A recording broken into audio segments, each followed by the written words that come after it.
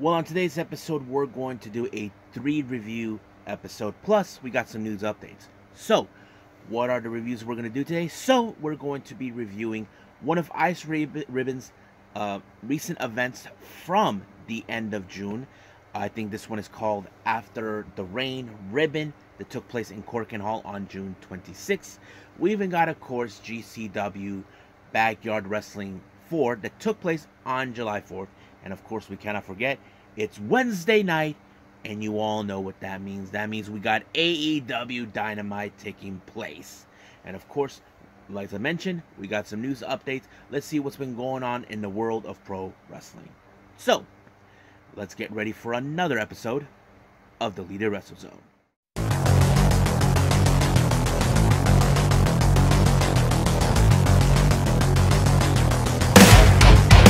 Are you ready? Get up, get up! Get up, get up! Get up, get up! Get up, get up! Get up, get up! Get up, get up!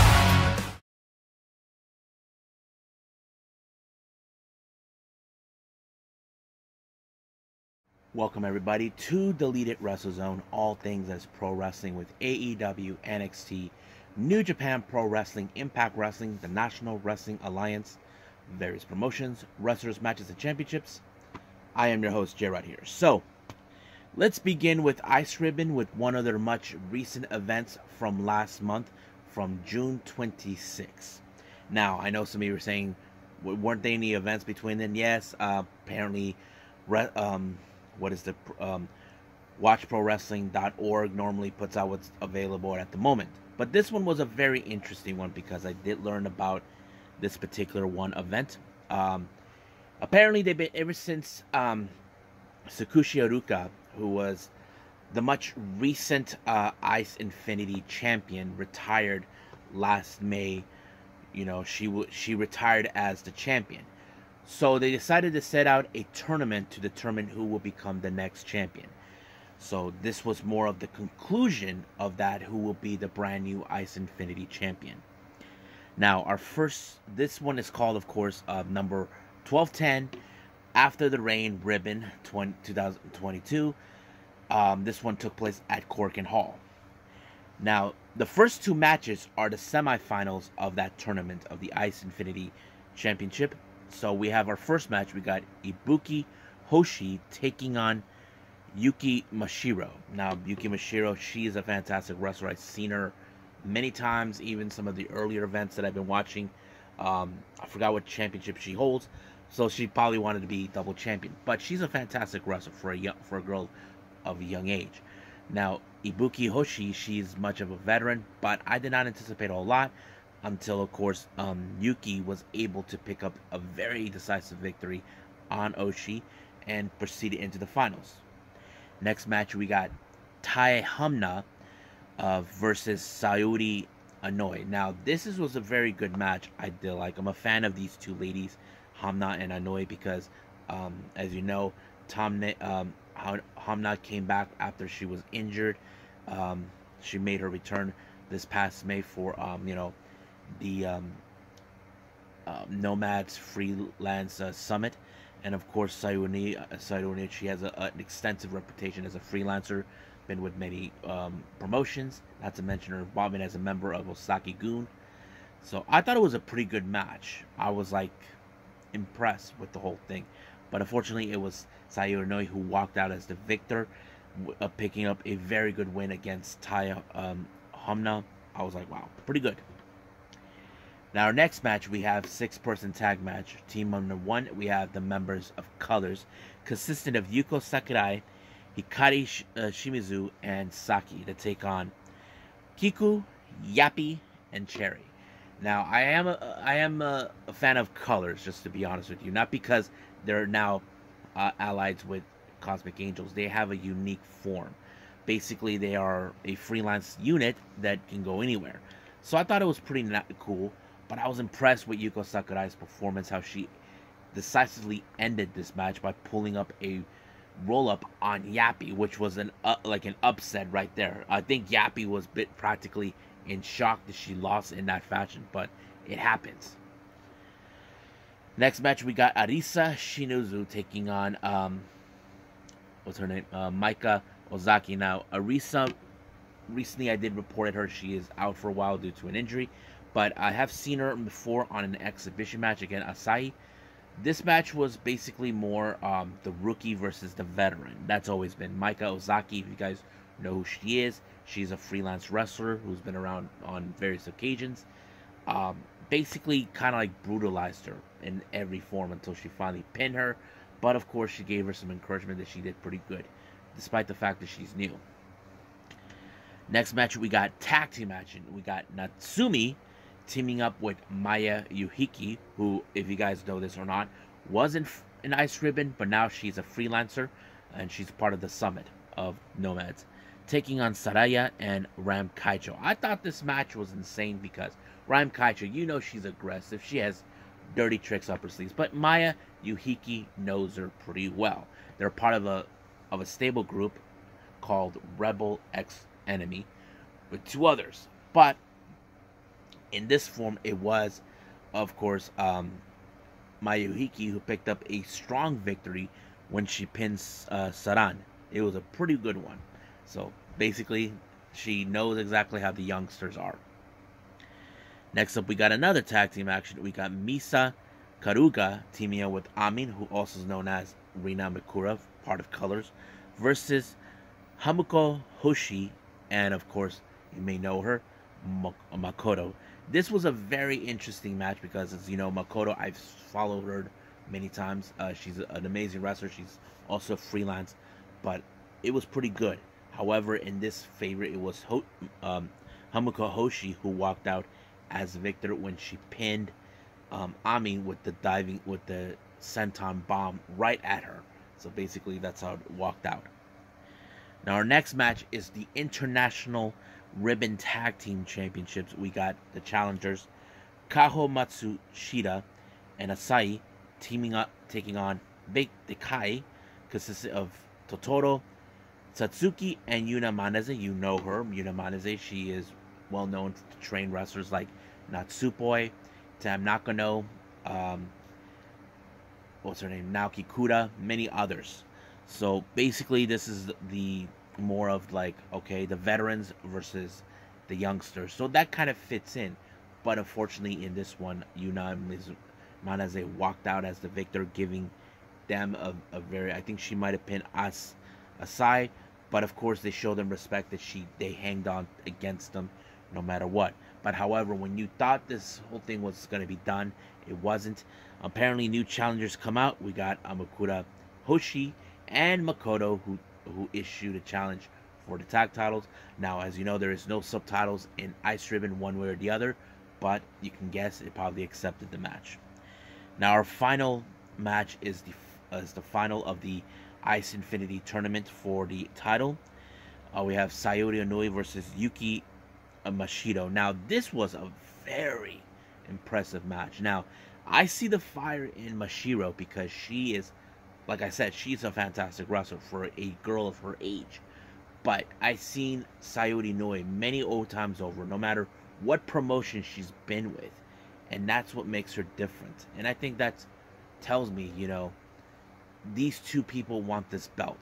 But no matter how far Mashiro would go, it always leads into, of course, Sayori Onoi kicking out of her pinfalls, and that kind of goes in that favor. But wow.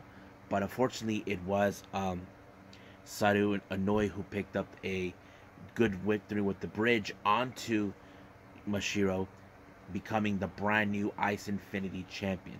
Now, as I said before, there is no subtitles or translator for in English comments for Ice Ribbon, but I'm sure she was impressed with Yuki Mashiro's performance during the promo. But there was nobody who comes out to challenge her, so that's yet to be determined when will that happen. But we do know that Sayori Noi is probably enjoying herself as the brand new ICEinfinity champion. So I think that's pretty much it. So let's move on with GCW Backyard Wrestling 4.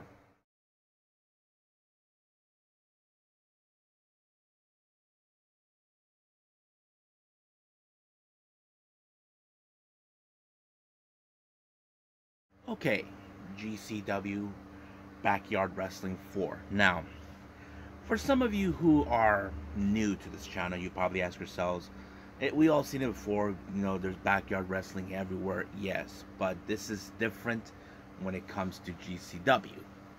Now, I didn't understand it at first until I started seeing, like, maybe the last backyard wrestling from GCW.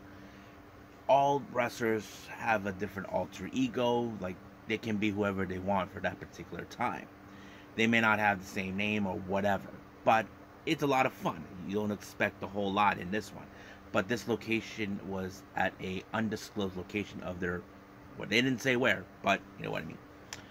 Now, our opening match, we got Hunter Drake versus Jordan Oliver. Now, this match was a bit unique because, you know, they seem like almost around the high flyer standard in this one. I feel like someone's about to break a bone on this one. That's what I presumed the first time. But in this case, it was Jordan Oliver who actually won by applying the Cloud Cutter onto Drake, giving him the W. Next match, we have Alex Smith, who is Alec Price, versus the Chad, versus Vampiro, who is in fact Facade, versus Ariel Crow. Now, this is a very interesting match because it was like a they took this match far away from where the normally ring. You see, it started out in the ring, but it actually went further somewhere in the woods. I don't know how far. Camera can pick up so much. I mean, commentators are still stuck right in the ring, by the ring, and that kind of tells us the whole thing. But one thing that was crazy is you got to be careful with Vampiro. He is always using fire, and that kind of tells us that story. But one thing it did turn out is, I think the one thing that was crazy is the way how it ended. Vampiro, you put like one of the, you know, you see one of those circus acts where we have like, back then we put a flaming liquid in your mouth and then you spit it out in front of fire, and it just, that's what Vampiro did onto Ariel Crow. But as soon as that happened, he landed hard on the door that was already set up. But Alec Smith took advantage of it and picked up the victory. But he hauled ass out because he knew right from the start that Vampiro would come after him for stealing his moment. So that kind of sets the tone. But of course, if you guys did notice, there was no music playing because the Bluetooth can go so far from where they're going. Now, our next match, we have Pizza Cat Jr. versus Dak the Destroyer. I thought this was a pretty fun match. The way I see it is this. Dak the Destroyer, he seems like an idiot, but he brought in like these swords filled with firecrackers. Like, they turned it into a lightsaber type of moment. But Pizza Cat Jr., she actually stuffed one right into Dak the Destroyer. He's like screaming in pain, and he's like, with his beer in one hand, and he's like, I'm okay. I thought that was a classic. But they continued to bring stuff that you know, for firecrackers. That kind of tells us, oh my god, it's going to be insane. And of course, the fans got in when Pizza Cat Jr. had Dak and his buddy. People were chopping them, and I thought that was great. But however, it ended in favor of Dak the Destroyer because I thought it was a great match because it's so fun. I enjoyed it. Dak Destroyer picked up a huge win on Pizza Cat Jr. Now our next match is a 4-corner elimination match. We have 2 teams involved. We have Team Yoya, consistent of Cambodia Dragon, who is in fact Yoya. We have Hello Hardbody, Mike Gennardi, and Tarzanian Devil versus Drunk Uncles, one called Manders, Alex Colon, Mayday Jack, in fact this is called Roderick, and Tony Depp. And I thought this match was very interesting because I look at the Drunk Uncles, they seem like they were beating the crap out of, you know, Team Yoya like silly, but they were able to pick off 3 of its members one at a time. But a Cambodian Dragon actually took out all 3 members of the Drunken Uncles. Was Alex Colon, Tony Deppen, and Mayday Jack. I thought it was, how did he pull it off with 3? But it was left with him and Manders. Now you could say this is another story of David versus Goliath. I thought it was interesting, but however, he got powerbombed completely by one called Manders, giving the Drunk Uncles the victory. Now, our next match we have is 4th of July Blunt Man. Yes, guys, you heard it right. 4th of July Blunt Man. This guy has a blunt, you know. So I thought it was like, I never heard of this guy, but it's interesting. His opponent is Diablo, who is in fact Shane Mercer. But I was like watching this match, man, Diablo was like torturing 4th of July Blunt Man. But one thing that was so insane is how he ended it. Is where he tossed, they were on top of some trailer or something, whatever it was.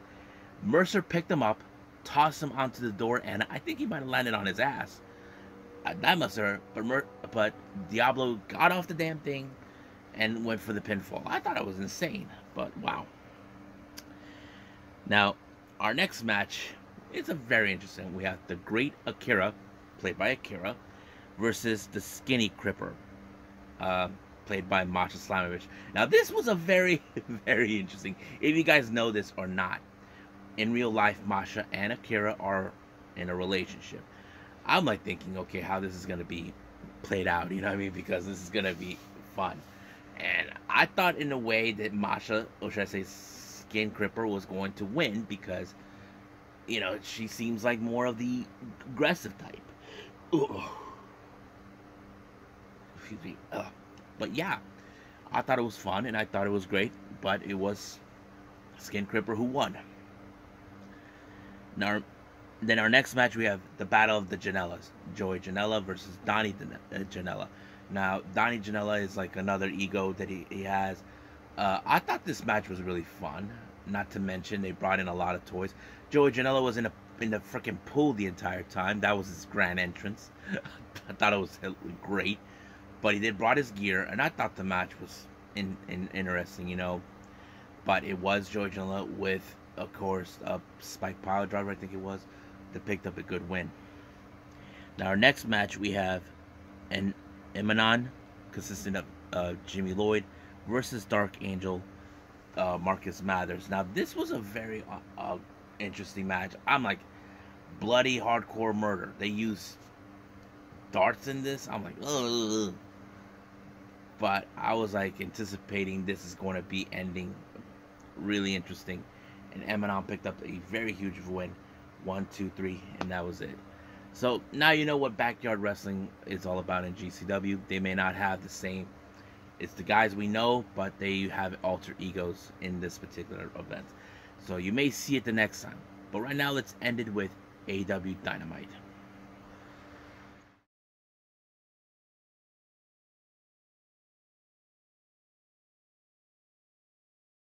Okay, AEW Dynamite. As you know, we come off 1 week after the infamous Blood and Guts match. It opened up with the TNT title on the line in a street fight. Now, this was a match that, of course, Wardlow, ever since he broke away from MJF, he had his sights set on the TNT title. Now, keep in mind, he did won the Brass Ring ring this year, and he cashed in the challenge for the TNT title, but he was screwed by MJF, and now this time he has decided to gun for that title. Now, Lambert tried everything in his power to make sure that doesn't happen, so Scorpio Sky decided to bring in members of the American Top Team to ensure it stays in his favor. But one thing was impressive that I did like is how he pulled off a Swanton Bomb.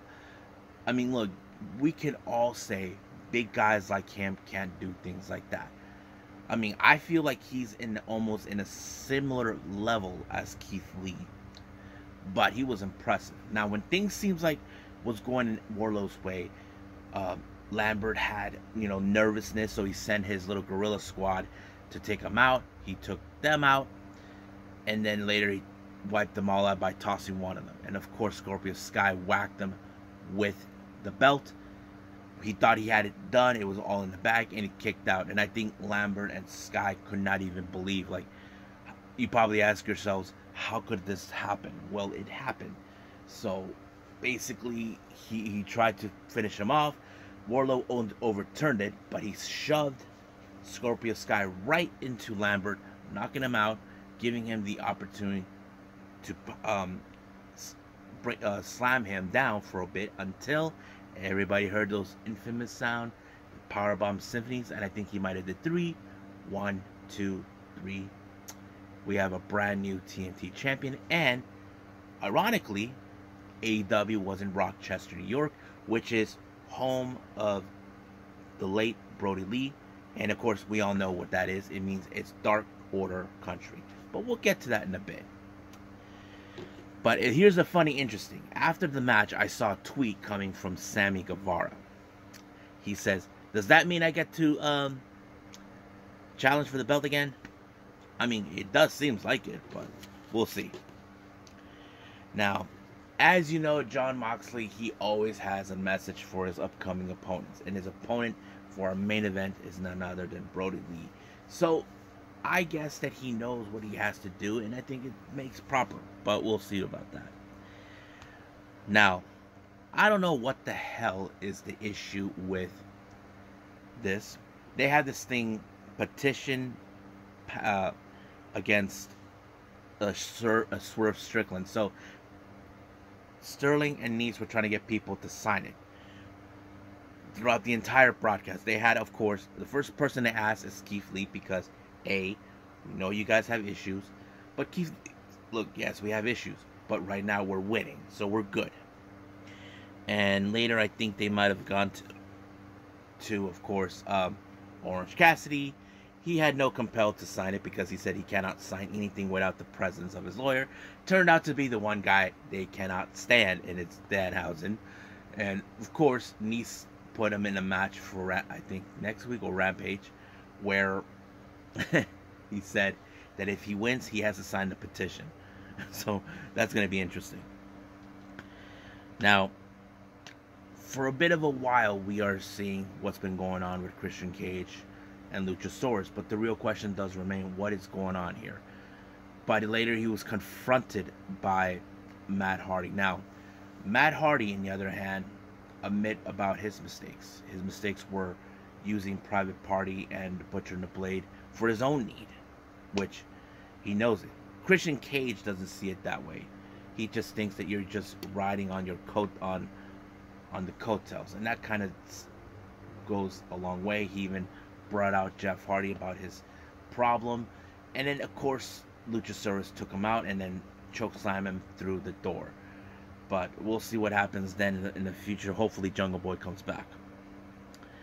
Now, as you know, sometimes we see one of those moments in wrestling where old rivalries never end.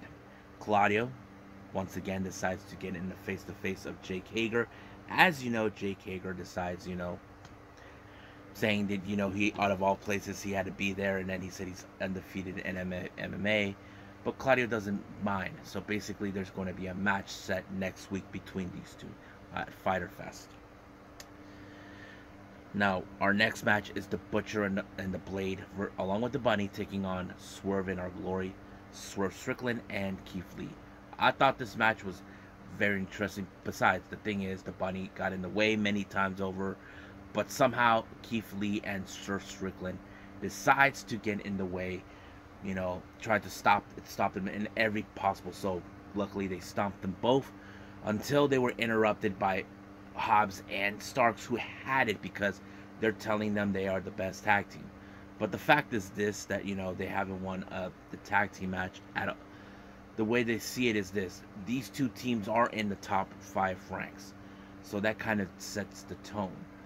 But Starks and Hobbs feel like they're being overshadowed. They're calling themselves the best tag team. But when you say that, you're basically saying you guys are stepping over the line against the real best tag team, and that is the Young Bucks. So they set up a challenge in a 3-way next week for the tag team titles, which I'm sure Stark will enjoy. But the problem, I feel like I had that distinct feeling it's going to end with Bucks walking away. But we'll see about that when that day comes. Now, Malachi Black, as you know, he had a strong message against Jon Moxley. As you know, he thinks that he is a victim of his own misdeeds because he likes violence, but he will say that he said that Brody King will bring that title with him home to the House of Black. Now, if you guys recall last week, Eddie Kingston may have won, but he was not satisfied. He wanted a still finish off Jericho by tasting his blood in every way possible. But however, Chris Jericho, who hasn't forgotten everything that happened, basically decided to show him this is what's going to happen. So T got her little payback by taking out Ruby Soho because, as you know, Ruby helped Eddie. Eddie and Ruby are good friends. So mark our words, there will be repercussions coming from Eddie to Jericho. Now, I did mention AEW was in Rochester, New York, which is Dark Order country. As you know, of recently, we have seen many members leave the Dark Order. Not on bad terms or anything. Let's just say that some decided they want to move on to other locations. Evil Uno pointed out that Dark Order is here to stay. So they're going to be sticking to what they have now. As you know, it's consistent not only with Uno. We have Tan, Silver Reynolds, and Anna Jay, who are in fact, along with -1. But all of a sudden, they were interrupted by none other than QT Marshall. QT, you know, he called out about his dad, how he beat him in 5 seconds or whatever. So he decides to be critical. So Evil Uno decided to hold -1 back. But luckily, someone had enough of hearing about this. So Hangman Page decided to show up and teach his ass a lesson. So QT got himself, even though he had no backup, was passed out like a ping pong ball all over the ring until he's taken out. But -1 played the long game here. He decided to say, hey, QT. I really like Pinu right now, but I'm going to wait till I'm 18. So, and I can see the emotional smile with Hangman. Like, I think he's going to see Brody. Brody Lee Jr. is going to be an amazing wrestler one day, just like his dad. Now, our next match, well, as you know, we have our next match, we have Penta Oscuro along with his brother Rey Fenix and Alex Brahamantes taking on the debut of Rush and being accompanied by Andrade Idolo and Jose. Now, keep in mind, Rush made his presence known recently, you know.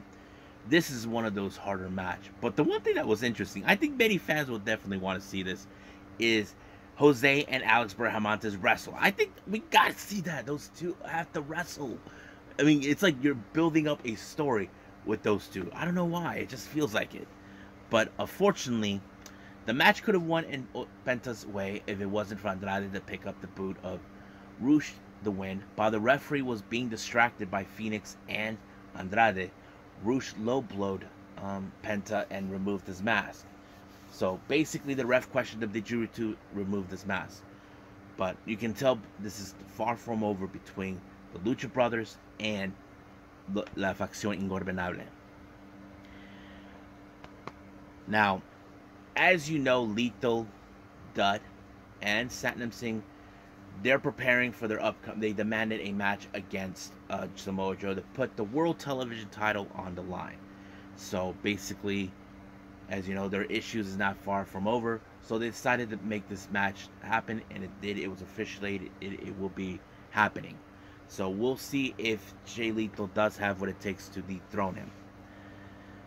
Now, our next match, we have the Acclaim along with the Gun Club. Now, they have not been in the same page because of what happened last week, where Anthony Bowen screwed up. Billy Gunn actually sided with the Acclaim. Now, as you know, with Max Caster, we've seen him. He does, yo, listen, all of a sudden it didn't happen. They're like, nope. So that kind of turns it. But they had to be staying focused against their opponents. Fuego, Leon Ruffin, um, Bear Country.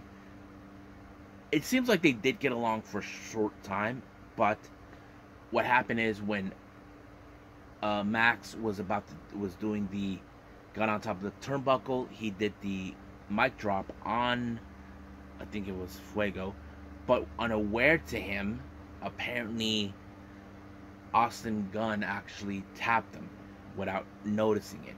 Aubrey Edwards informed him that he was not the legal man. So I think that kind of turns into his turmoil. They were fighting in the post match, and it turned into like, okay, like blood is thicker than water. So Billy Gunn sides with his own sons on this one. Like, this is nothing similar like we've seen with the Bullet Club, where we see Bad Luck Fale and Hikuleo turn their backs on Tangaloa and Tama Tonga. But yeah. Now, as you know, we had that 4-way match at Forbidden Door. It appears someone was not satisfied how this thing ended.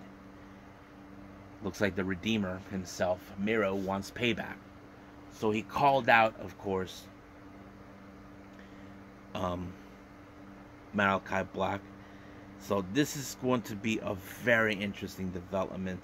I have to say this, I don't think they ever cross paths. No, they never. But I think this is going to be the first time ever seen them cross paths.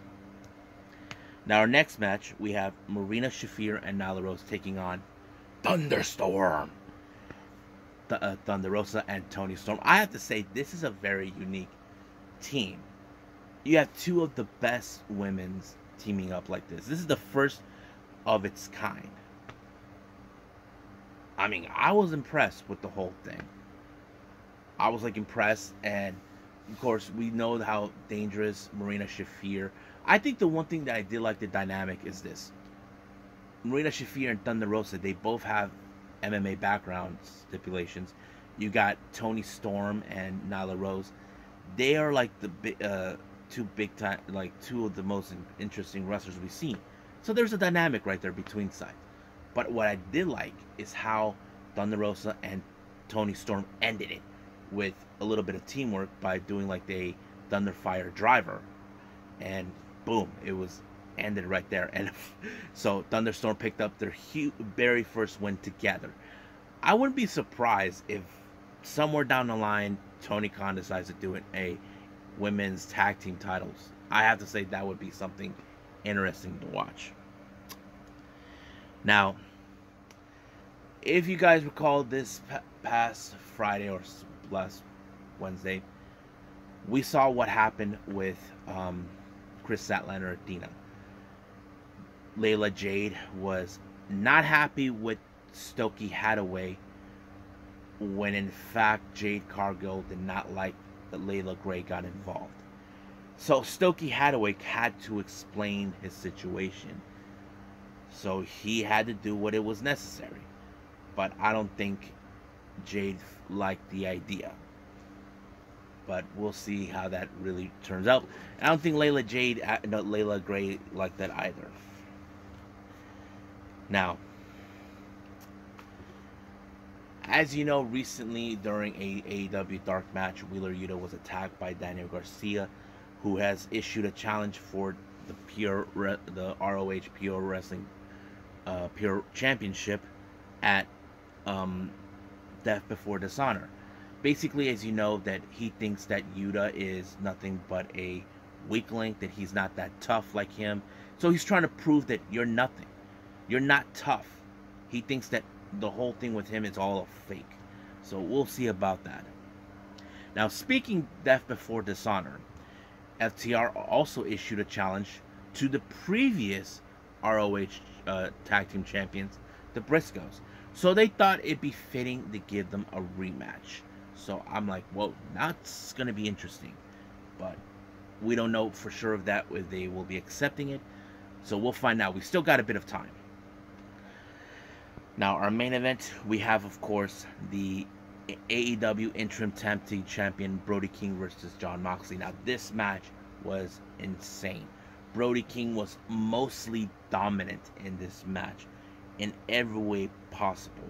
Even, of course, William Regal, who even though he's concerned how this, he has nothing to worry about, but he's concerned that how this is going to end. But luckily, Jon Moxley, no matter how battered or beaten he gets, he finds a way to overturn everything. All he needs is one shot. There was one moment where Brody King tried to do the cannonball. Moxley got out of the way, so he missed. But he did pull a chokehold onto Brody King in order to retain the title. However, something happened. If you guys actually seen this on the watchprowrestling.org, there was an off-the-air scene where, of course, Brody was like, can't believe that he lost, and here comes Malachi Black. Now, my initial thought that Malachi Black was not happy, but I think he saw that he did his best. And of course, here comes Darby Allin and Sting. I don't know what exactly he said, but he gave him his respect that he did everything. But Darby extended his hand, Brody King did not. So I wouldn't be surprised if we see those two guys get into a match sooner or later. But I think that's pretty much it with AEW. I believe it's time to go to our final thing we're going to do, news updates.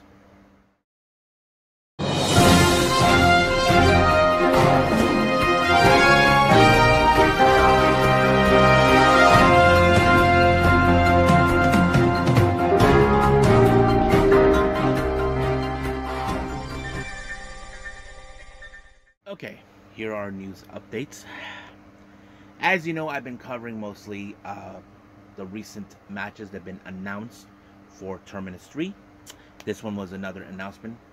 This one we're going to have a tag team match. We have The Factory, consistent of Aaron Solo and QT Marshall, taking on C4, Cody Chun, and Guillermo de Rosas.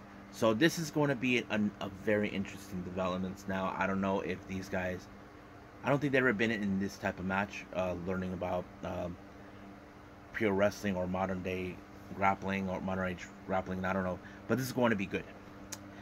Now, with the success with GCW making their debut not too long ago in Providence, Rhode Island, they announced on their official Twitter page they will be making the return again to Providence, Rhode Island on November 20th, which is Sunday, at Feet Music Hall.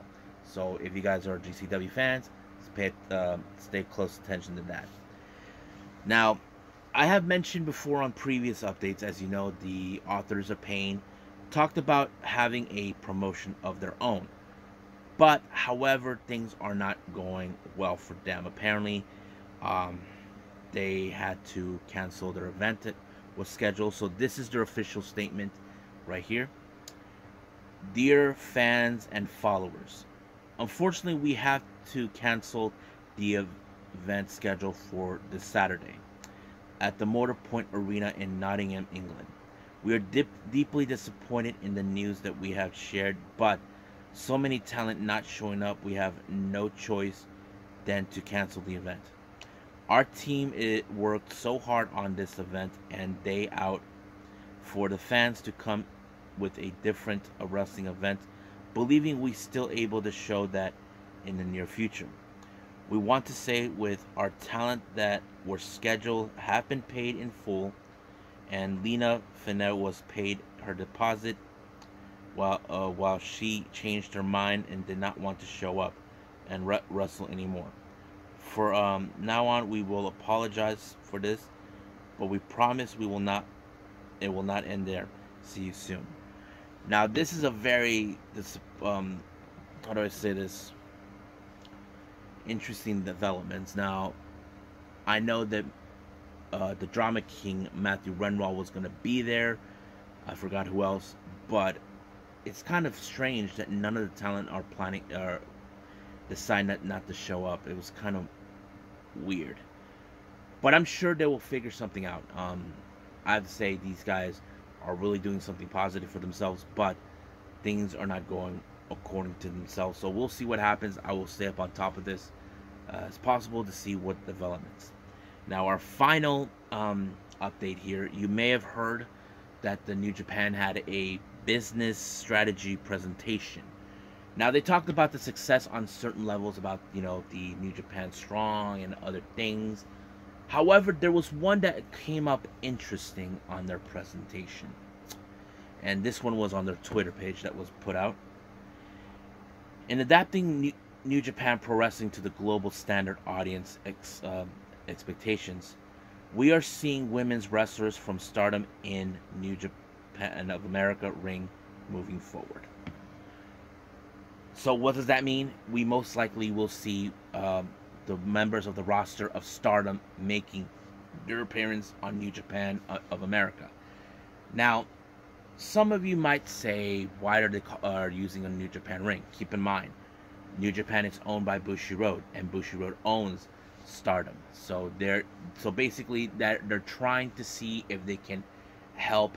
I believe they're trying to help the Stardom roster get more recognition here in the United States. Now, for all of you guys who never seen a Stardom event, I have to say it's a pretty good show. I enjoy every moment of Stardom when I look at it. It's my #1 favorite Yoshi promotion that I enjoy. If you guys know this or not, Toni Storm was in Stardom. She actually was one of their top champions. So was Blair Davenport. Who else? Rio was there for a while from 2020. And who else was there too? Well, there's been many wrestlers, including wrestlers like Xia Brookside was one of them. So basically, there's plenty who made their appearances in Stardom. But of course, for them to come here, that's going to be a great thing. And of course, I just saw this on Mina Shirakawa's Twitter page that she's excited. I know for a fact because I heard her many times over where she talked about she wants to come down here to the States.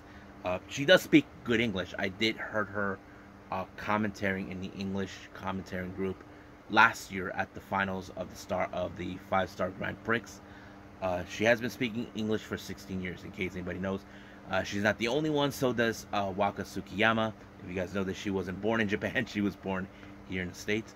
But I have to say it will be a good thing. The last time Stardom wrestlers came here, I believe it was in 2019, I believe. Yes, 2019. They were doing something in Anaheim, California. I wish I could have gone, but I didn't. But I have to say, this is going to be interesting to see the Stardom members of the Stardom rosters coming to a New Japan wrestling ring. I have to say, it's going to be good. So I think that's pretty much it right now. I believe it's time to call it a day. Well, I hope everybody enjoys this episode. Originally, I was going to do 4, but because of my timing, I decided to stick with 3 for the time being. The next episode I will feature, since it's Thursday, we have, of course, MLW Fusion, NXT UK, and Impact Wrestling. Now, I haven't decided what I'm going to put up before that, but I'll keep that as a prize for everybody or something. I don't know. I will see how that plays out. But for now, I'll see you guys in the next DWZ time. Same DWZ channel. I must bid all of you adieu. So, goodbye.